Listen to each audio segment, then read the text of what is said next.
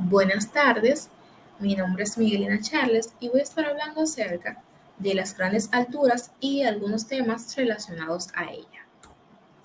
Efecto de las grandes alturas. Aquí podemos observar una imagen que nos permite identificar algunos síntomas que puede presentar una persona a medida que se va elevando sobre los niveles del mar.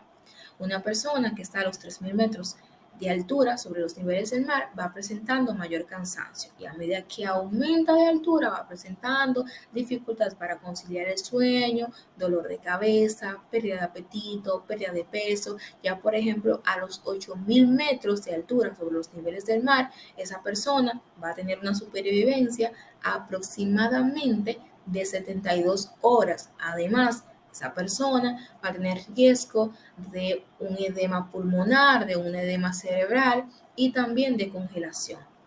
Además, el cansancio va a ser extremadamente mayor que cuando se encontraba, por ejemplo, a los 3.000 metros de altura o a los 5.000 metros de altura.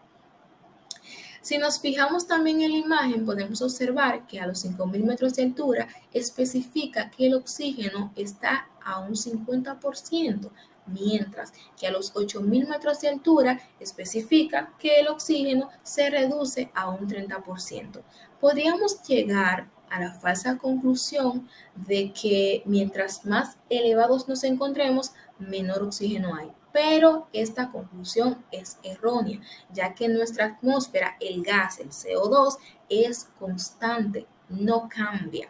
No hay diferencia en el oxígeno que está a 8.000, cuando nos encontramos a 8.000 metros de altura, que el oxígeno que que va a haber a los 3.000 metros de altura. Ahora sí hay una diferencia, pero va a ser en la masa, en la cantidad de masa, porque por ejemplo, si yo me encuentro a 8.000 metros de altura por encima de los niveles del mar, yo voy a tener menor masa que una persona que se encuentre a 3.000 metros de altura sobre los niveles del mar. A mayor altura me encuentre, menor masa habrá y menor masa, menor presión. Y la presión es aquella fuerza que necesitan nuestros pulmones para absorber el CO2, para absorber el oxígeno. Entonces, cuando yo me encuentro a alturas elevadas, como podría ser 7.000 metros de altura, 8.000 metros de altura sobre los niveles del mar, a mis pulmones le cuesta o se le hace más difícil absorber oxígeno que una persona que se encuentre a nivel del mar. Por ejemplo, las personas que viven a grandes alturas, que están acostumbradas a vivir a grandes alturas, vamos a identificarlas, o sea, vamos a observar que tienen o que se ven robustos, o sea, que tienen como la espalda ancha, los pulmones bastante desarrollados, y esto es a causa de que sus pulmones tienen que trabajar quizás el doble, el triple, mucho más para absorber oxígeno que nosotros que vivimos a nivel del mar. Esta falta de oxígeno que reciben nuestros músculos, que reciben nuestros órganos, nuestras células, se conoce como mal de montaña. El mal de montaña tiene como síntomas cansancio extremo, dolor de cabeza, mareos, digestión lenta, náuseas, taquicardias y en los casos más graves ya hay edema pulmonar y hasta infarto en el miocardio.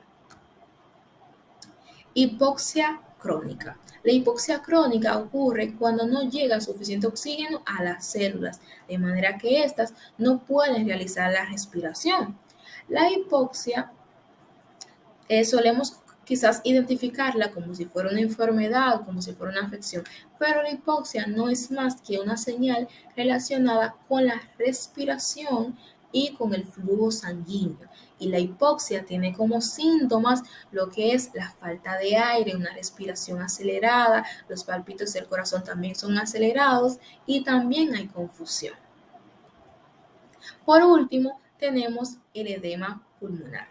El edema pulmonar es una afección causada por el exceso de líquido presente en los pulmones. El líquido se acumula en las numerosas bolsas de aire de los pulmones y dificulta la respiración. El edema pulmonar es común, por ejemplo, por problemas en el corazón, pero también puede ser causado por neumonía, contacto con ciertas toxinas, medicamentos, traumatismo en la pared torácica, también que sería nuestro tema principal, por viajes a lugares de gran altitud o el ejercicio en este tipo de lugares.